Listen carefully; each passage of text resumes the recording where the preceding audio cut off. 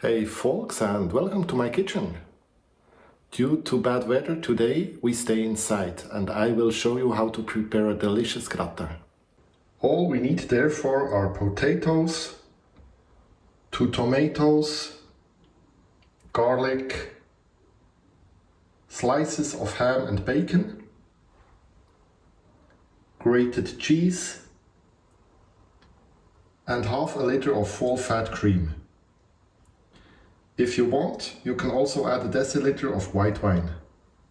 Let's go!